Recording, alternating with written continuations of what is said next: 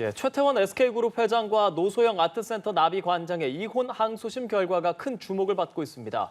한편 법원은 민희진 어도어 대표의 손을 들어줬죠. 민 대표 한 달 전과는 완전히 달라진 모습으로 기자회견을 열었습니다. 판결 결과보다 그 파장이 만만치 않은 사건들. 하재근 문화평론가, 김성수 변호사 두 분과 함께 이야기 나눠보겠습니다. 어서 오십시오. 안녕하십니까? 안녕하세요. 예. 오늘 금요일 저녁 다뤄봐야 하는 이슈 주제들이 많이 있습니다. 세 가지 있는데요. 먼저 첫 번째 이슈 키워드, 이슈 태그로 함께 보시겠습니다.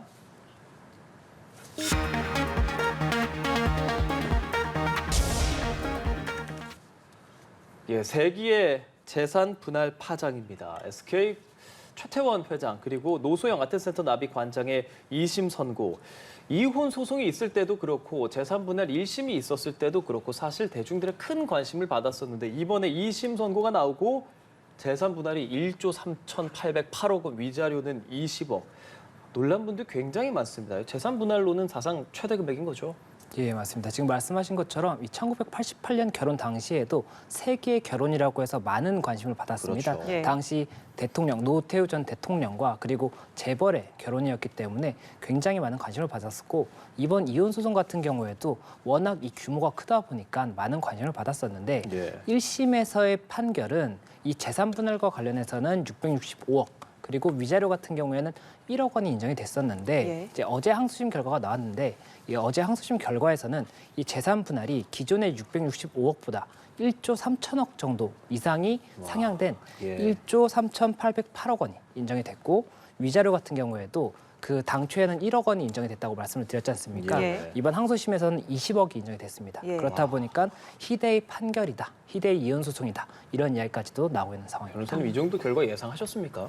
예, 이 정도까지는 다 예상을 못했을 가능성이 높을 것 같습니다. 예. 왜냐하면 이 SK 주식이 아무래도 상당 부분을 차지하고 있는데 최태원 회장의 그 재산 중에서 이 부분을 1심에서는 특유 재산이라고 봤고 이 특유 재산의 경우에는 이 재산을 뭐 증식하거나 감수하는 것에 기여를 하지 않았으면은 이 기여도를 인정을 안 하는 경우가 있거든요. 그렇다 보니까는 그 1심에서 그렇게 판단이 됐었고 예. 항소심에서도 뭐 특별한 사정은 없는 이상은 그 금액이 일부 상향될 수는 있겠지만 이 SK 주식 전체에 대해서 기여도가 인정될지는 여러 가지로 조금 찬반이 나뉘었던 상황이었습니다. 예.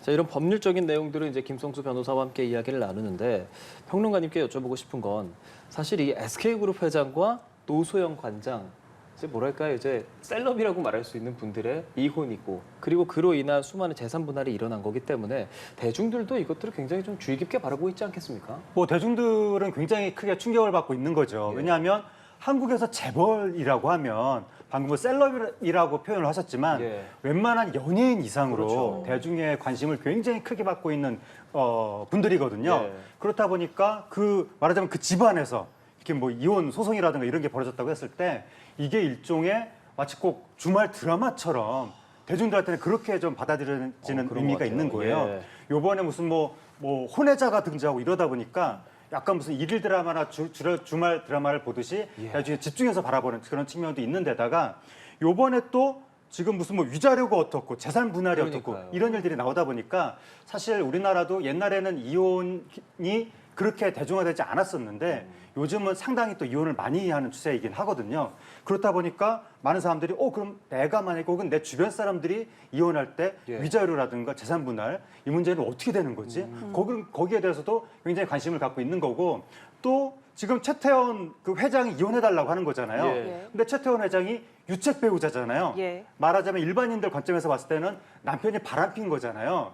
바람핀 남편이 말하자면 조광지처한테 이혼해달라고 했을 예. 때 그럼 대한민국 법원은 그걸 어떻게 받아들일 것이며 어허. 우리 사회가 어떻게 받아들일 것인가 거기에 대해서 많은 국민들이 관심을 가지면서 또 하나가 SK라는 회사가 보통 회사가 아니라 아유. 우리나라의 전략적 산업을 담당하고 있는 예. SK 산하에 있는 그 반도체 회사가 지금 전 세계 램 회사 중에서 인공지능 분야에서 가장 앞서 있는 회사 중에 하나인데 세계적인 회사인데 이런 회사들의 경영권의 향방이 어떻게 될 것이며 주가는 어떻게 될 것인지 이러한 많은 분들이 또 여기에 영향을 받을 수 있기 때문에 국민적인 관심이 매우 크게 나타나고 있는 것 같습니다. 예.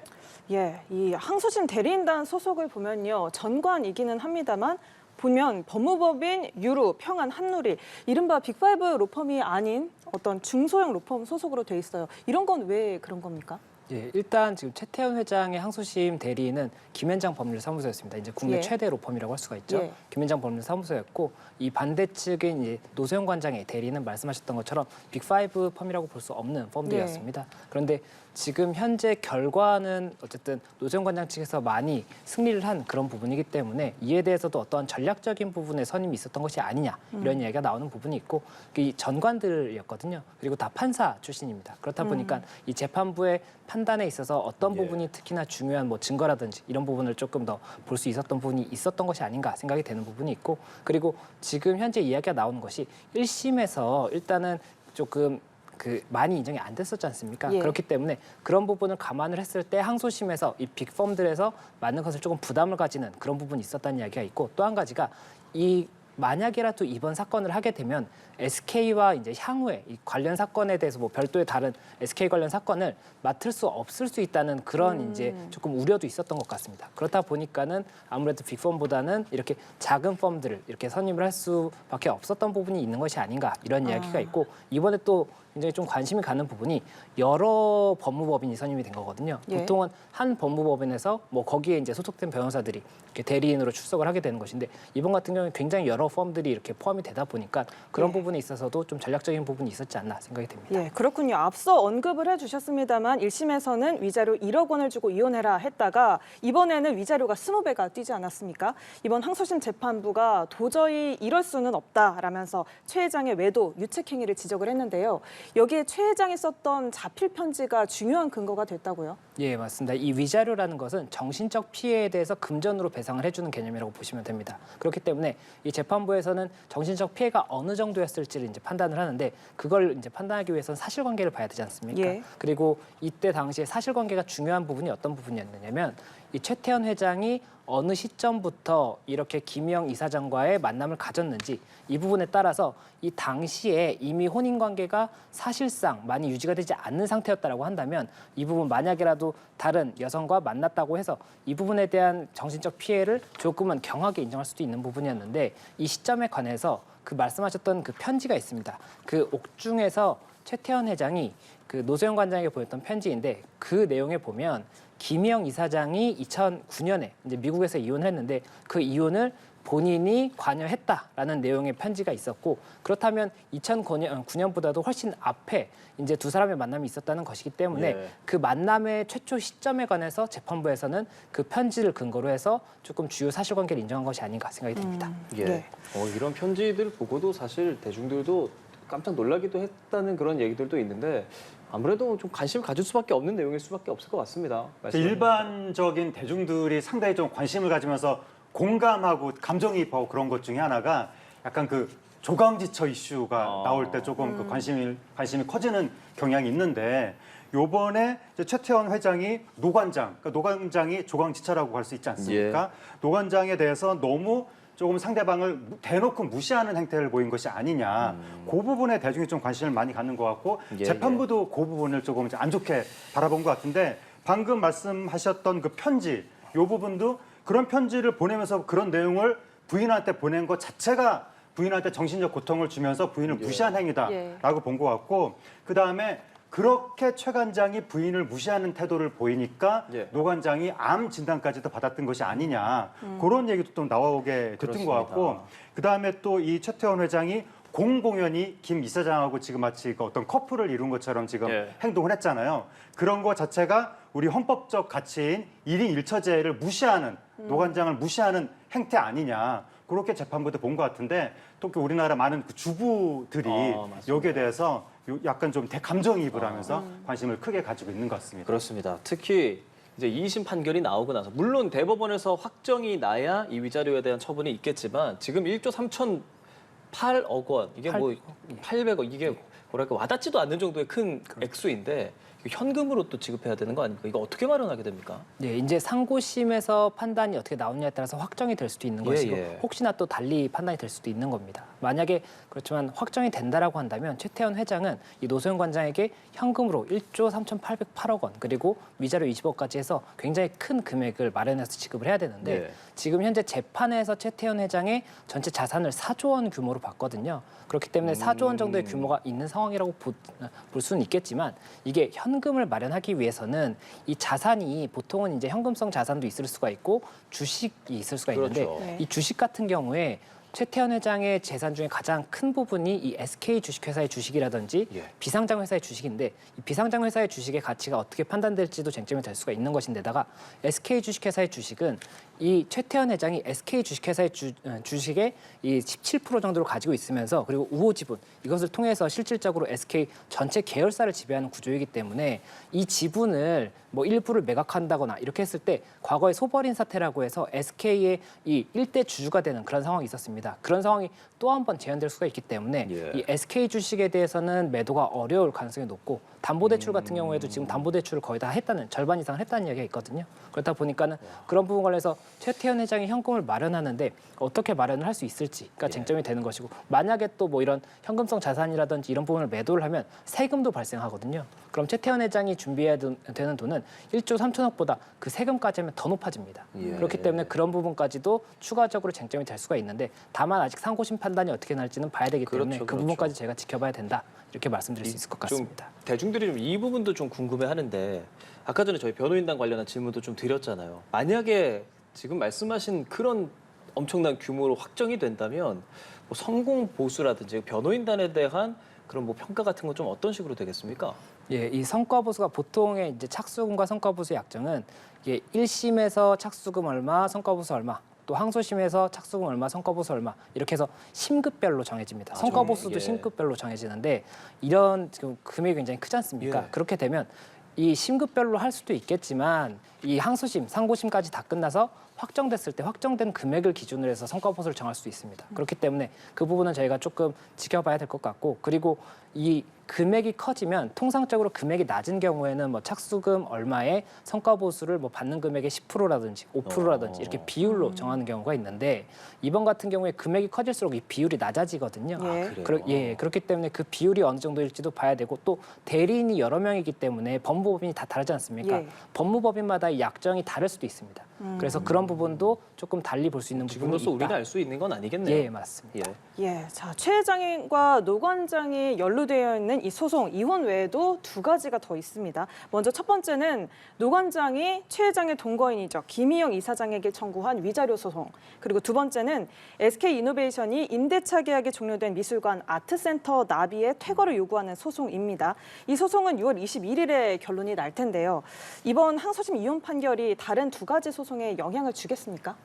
아무래도 일부 사실관계 인정에 대해서도 조금은 참고가 될 수가 있을 부분이 있을 것 같습니다. 그리고 사실관계를 참고하지 않는다고 하더라도 이번 위자료가 결국에는 동일한 행위를 한 사람들에 대해서 위자료를 청구했다라고 볼 수가 있는데 그렇다면 지금 항소심에서 20억 원이 인정이 된 사안에 대해서 다른 재판부가 이 부분을 그 기존에 그 위자료가 그렇게 높게 책정되지 않았었거든요. 기존에는. 그렇다 보니까 기존에 낮은 기준으로 위자료를 책정할 것인지 아니면 이 항소심 판결만큼의 높은 금액을 책정할 수 있을 것인지 이 부분이 쟁점이 될 수 있는 것이 하나가 있고 또 퇴거 소송 같은 경우에는 퇴거 소송은 정말 이게 매트하게 실제로 이게 법적으로 이 점유할 권한이 있느냐 이 부분을 보는 것이기 때문에 퇴거 소송 자체에는 직접적인 영향은 없을 수가 있겠지만 지금 최근 퇴거 소송 이 변론 기일에서 그 어제의 판결 결과에 대해서 언급을 하면서 예. 퇴거 소송 자체를 취하해달라는 취지의 이야기가 나왔었다고 예, 해요. 예. 그렇다 보니까 현실적으로 그런 부분에 대해서 뭐 취하라든지 유지 아니면 어떠한 합의 이런 부분도 검토가 되지 않을까 생각이 됩니다. 예, 알겠습니다. 뭐 말씀을 해주셨지만 아직 대법원 판단은 나온 것은 아닙니다. 하지만 대중적인 관심이 상당한 사안이기 때문에 저희 첫 번째 이슈 태그에서 만나봤고요. 저희 다음 키워드로 넘어가 보겠습니다.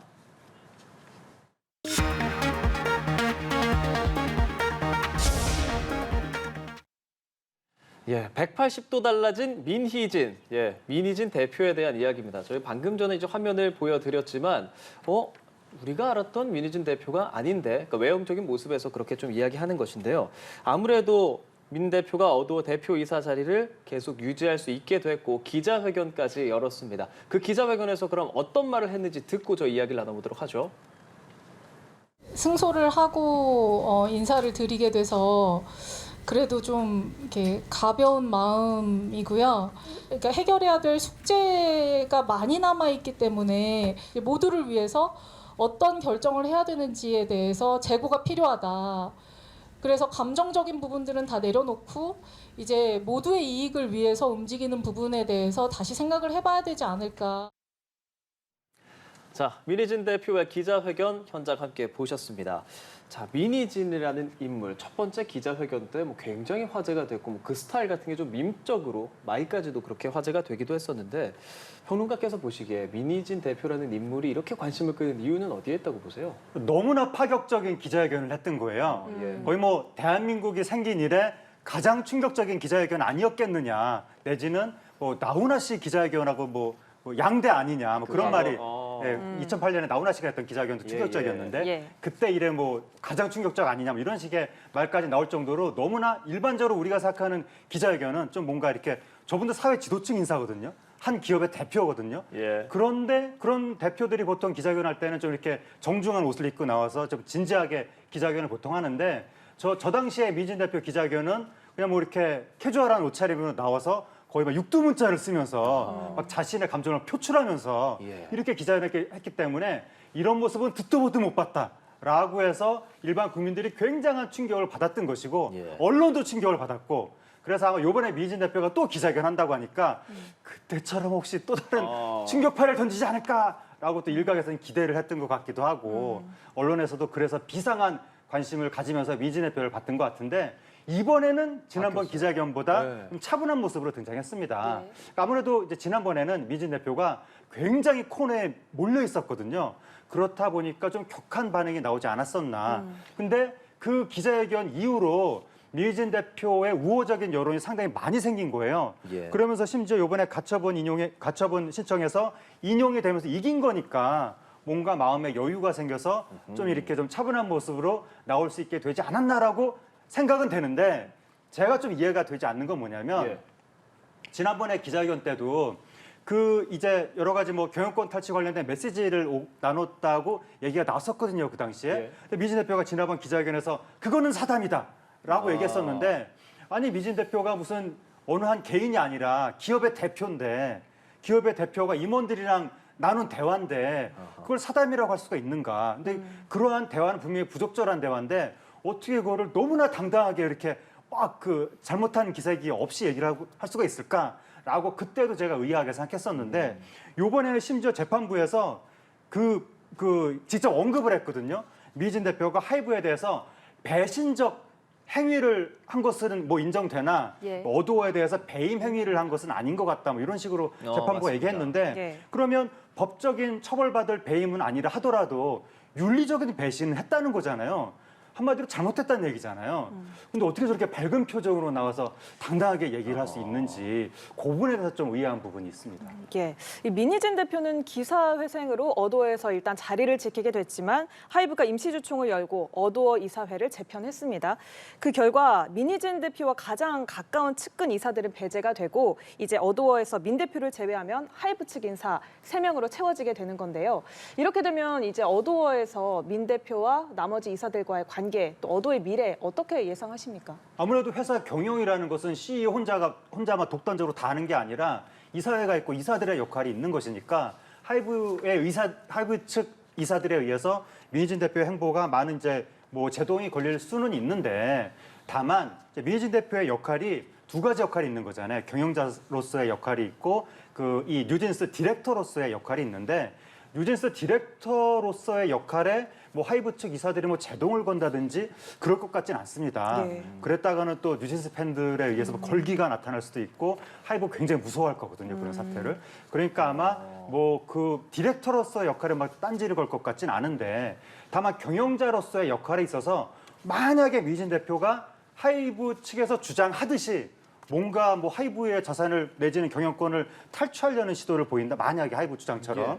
그랬다가는 하이브 측 이사들이 가만히 있지 않을 것이고 근데 추정컨대는 이미 이러한 엄청난 홍역을 겪었기 때문에 설마 민희진 대표가 앞으로 또 그런 시도를 뭐 탈취라든가 등등등 이사들과의 부적절한 대화 이런 시도를 과연 할 것인가라는 데 대해서 의문점이 좀 있기 때문에 당분간은 그러니까 물론 이제 하이브 입장에서는 민희진 대표를 절대로 용납을 못할 것 같거든요. 뭐 계속해서 분쟁은 있겠으나 지금 당장 막 이사들하고 뭐 민희진 대표가 막 치고받고 싸우고 그런 모습은 지금 당장은 예. 안 보이지 않을까 그런 느낌이 좀 듭니다. 지금 당장 뭐 일종의 휴전이 된 것은 뭐 일단 가처분 신청이 인용된 것이 배경이라고 할 수 있을 것 같습니다. 뭐 어떤 내용의 법률적인 것들이 좀 오간 거죠?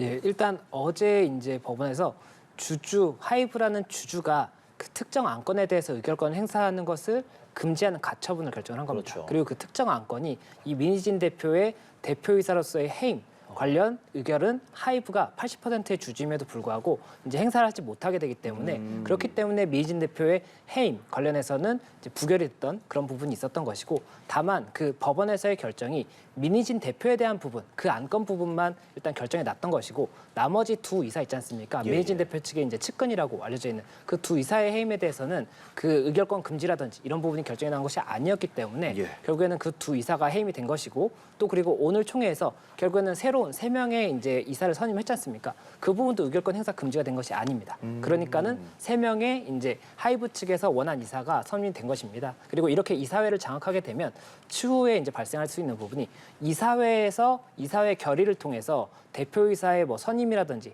해임 이런 부분을 결정을 할 수가 있기 때문에 이사회를 통한 해임이라든지 아니면 공동대표를 선임해서 이 공동대표를 통해서 이 민희진 대표의 어떤 그 대표로서의 결정을 조금 뭐 방어한다든지 이런 방안도 가능하기 때문에 그런 부분까지도 추가적인 법적 쟁점이 될 수가 있지 않나 생각이 듭니다. 평론가님, 당분간은 큰 파장은 없을 거다라는 말씀 조금 전에 해주셨어요. 네. 그렇지만 이게 휴전 상태이지 사실 앞으로 계속 좋은 관계를 이어가려면 어느 정도 타협도 하고 협상도 하고 서로가 의견차를 좁혀야 하잖아요. 어떤 부분에서 지금 가장 큰 의견차가 있는지 그리고 그걸 좁혀낼 가능성은 어느 정도 있다고 보고 계시는지요? 지금 휴전이 아니라 예. 지금 하이브가 우리 휴전합시다 뭐 그런 게 아니라 그 가처분 인용이 되면서 지금 당장 해임을 못하게 됐을 뿐이지 아하. 계속해서 뭔가 그 배임 행위를 인정받거나 예. 해임을 시키기 위한 노력을 할 것으로 보이고 다만 지금 당장 무리하게 어떤 강력한 이제 힘을 썼다가는 현재 그 판결의 취지를 반하는 것이기 때문에 그 부분에 대해서 좀 눈치를 보지 않을까. 그럼 지금 민희진 대표는 화해 손길을 이번 기자회견을 통해서 내밀었잖아요. 예. 하이브 측은 아직 반응이 없는 거죠? 그런데 이제 문제는 뭐냐면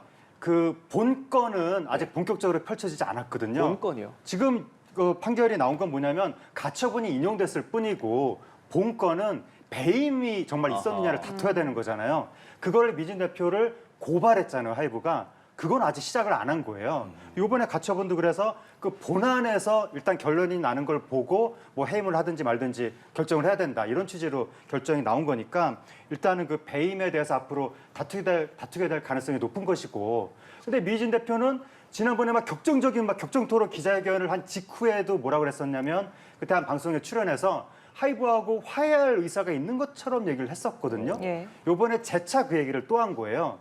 그러니까 미진 대표는 모르겠습니다. 미진 대표의 속을 알 수가 없는데 예. 지금 대중에게 공개된 메시지 이런 걸로 봐서는 원래 경영권 탈취나 뉴진스 탈취 모색을 했다가 지금 이런 일을 겪으면서 이거 탈취하기 어렵겠는데 생각하고 그거 포기하고 그냥 하이브하고 없던 일로 하고 우리 앞으로 잘해봅시다 뭐 이런 제안을 하는 것인지 그건 모르겠는데 근데 하이브 입장에서 보면 지금 그러니까 제가 만약에 사업을 한다고 했을 예. 때 제가 회사를 딱 차렸어요.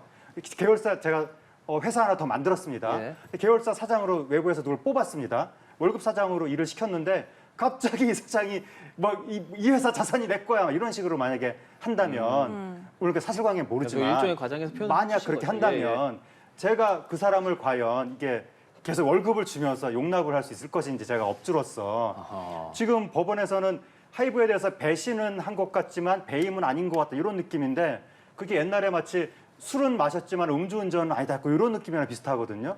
그 말이 뭐냐면 옛날에 술은 마시긴 마셨는데 법적으로 음주운전죄 요건에 해당되지 않는다. 아하. 그러니까 음주운전죄가 아니다라는 얘기였었거든요.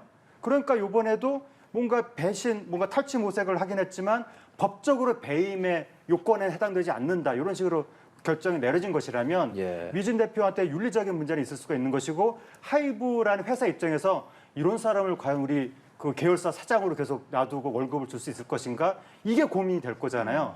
그러니까 미진 대표는 일단 손을 내밀긴 할 것 같은데 예. 하이브가 그 손을 잡을지는 좀 더 지켜봐야 될 것 같습니다. 예, 말씀하신 것처럼 이 민 대표의 센세이션한 기자회견이 있었습니다만 아직 다툼이 종결된 건 아니기 때문에 좀 더 지켜봐야겠고요. 자, 이런 가운데 어두워 소속의 아이돌 뉴진스가 컴백 후에 활발한 활동을 예고했습니다. 6월 중에 일본 데뷔가 있고요. 또 도쿄돔 팬미팅도 예정이 돼 있죠. 자, 이 뉴진스의 활동에 미니진 대표가 계속해서 이전과 같은 주도권을 행사할 수 있을지 조금 전에 하이브 측 이사들이 제동을 걸진 않을 거다 말씀을 하셨지만 네. 네, 어느 정도 주도권을 가지고 계속 활동할 수 있을까요? 그러니까 미진 대표가 어도에 재직하는 한 예. 미진 대표의 뉴진스에 대한 디렉터로서의 권한은 계속 유지될 가능성이 높아 보입니다. 만약 그거를 타치했다가 미진 대표가 또 격정의 기자회견을 하면 또 이제 막 뉴진스 팬들이 골기할 수 있고 뉴진스 멤버들도 거기에 대해서 이미 뉴진스 멤버들이 탄원서를 썼다고 하거든요. 그렇죠. 예. 그 상황에서 또 이제 미진 대표한테 하이브가 만약에 그런 디렉션 방향에 대해서 터치를 할 경우에 뉴진스 멤버와 뉴진스 부모까지 여기에 또 이게 끼어들게 되면 하이브가 굉장히 난처한 입장에 처할 수가 있기 때문에 그러니까 경영자로서 이 미진 대표의 어떠한 뭐 하이브의 이익에 반한 행동에 대해서는 이사들을 통해서 견제할 수가 있는데 그 뉴진스의 디렉터로서의 활동에 대해서는 일단은 제동을 안 걸 가능성이 높지만 하이브도 내심으로는 정말 미진 대표 그만두게 하고 싶다, 디렉터도 못하게 하고 싶다 이런 생각을 하게 될 것 같고 왜냐하면 지난번에 미진 대표가 기자회견했을 때 그 논리를 만약에 평소에 그대로 뉴진스한테 계속 얘기를 했다면 예. 그럼 뉴진스로 하여금 하이브를 적대하게 하고 미진 대표만 믿게 만드는 그러한 의식을 갖게끔 유도했을 수 있는 거잖아요. 그럼 하이브 입장에서 보면 옛날 왕으로 치면 내가 어디 장군을 저 임지로 보냈는데 장군이 거기 있는 군대를 자기 사병으로 만드는 거예요. 그럼 왕이 그 장군을 과연 그 유지를 시킬 수가 있을 것인지 내 군대다 막 이러면 예, 예. 왕의 군대인데 그 하이브 입장에서 보면 뉴진스가 내 하이브 재산인데 예. 하이브의 자산인데 미진 대표가 거의 나와의 유대만 계속 강화시키면 예. 그런 활동을 앞으로도 계속 한다면 또 다른 팀을 만들었는데 그 팀에 대해서도 미진 대표가 예, 예. 그런 식으로 한다면 그럼 하이브가 과연 그것을 받아들일 수 있겠는가 이런 문제가 알겠습니다. 남아 네. 있는 것 같습니다. 하재근 평론가께서 이제 이해를 위해서 개인적인 좀 예시들을 들어서 표현해 주신 예시를 거라고. 들었는데 예. 제가 사실관계는 어차피 제3자이기 때문에 알 예, 수가 예. 없습니다. 알겠습니다. 저희 이번 키워드 여기서 마무리하고요. 마지막 키워드 함께 보시겠습니다.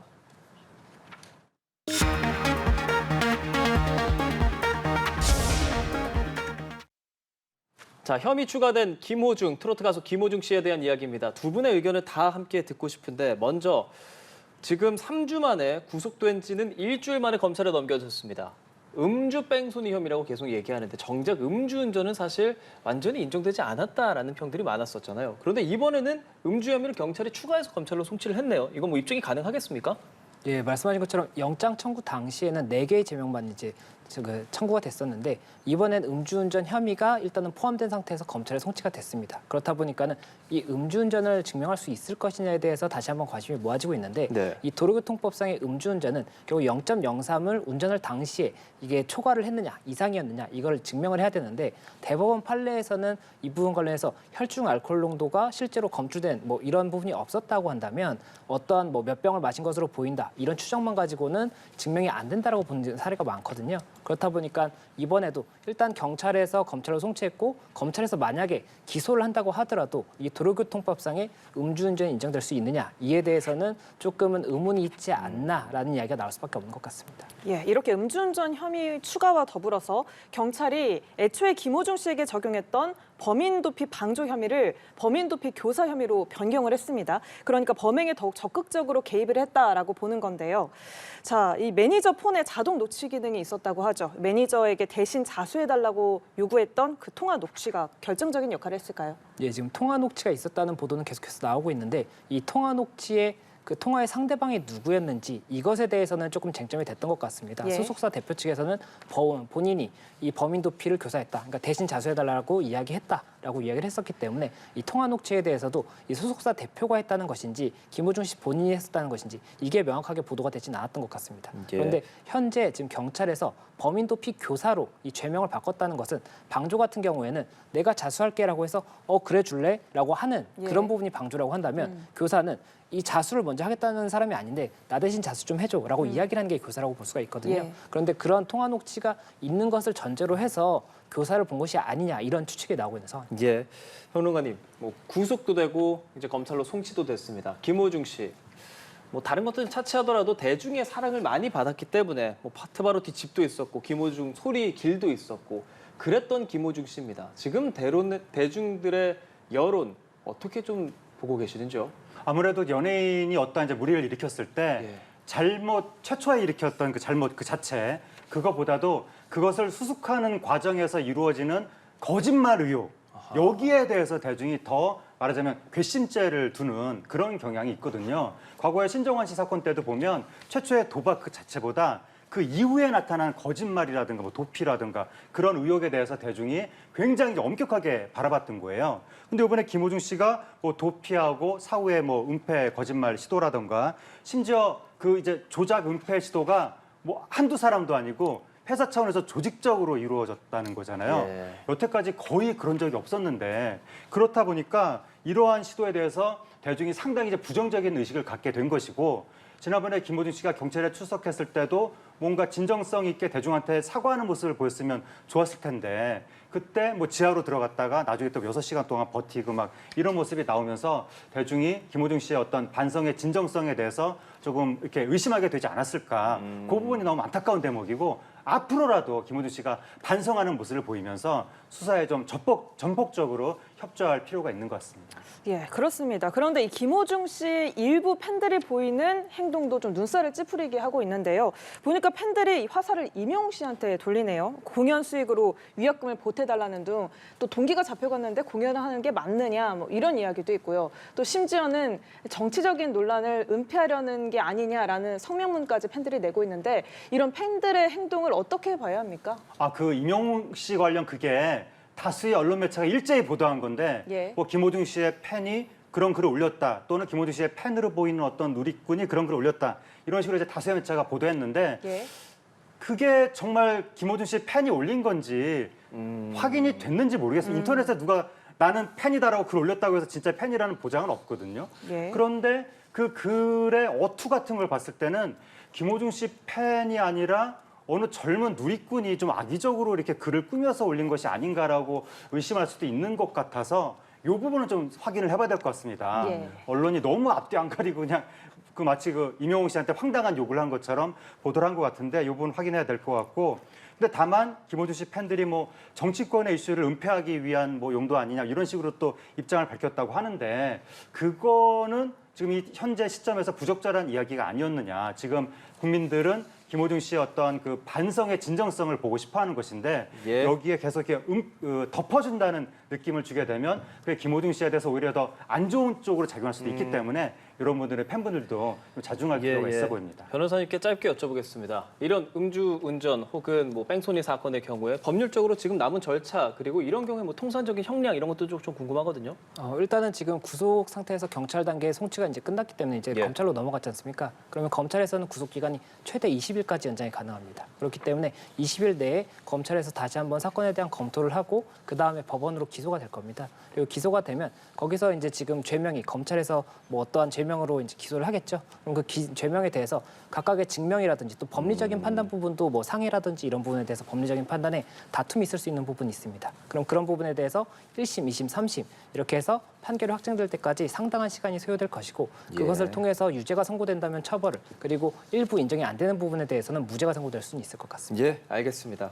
금요일 밤 다뤄봐야 할 이슈가 많았습니다. 오늘 하재근 문화평론가 그리고 김성수 변호사와 함께 투나잇 이슈 짚어봤습니다. 고맙습니다. 고맙습니다. 감사합니다.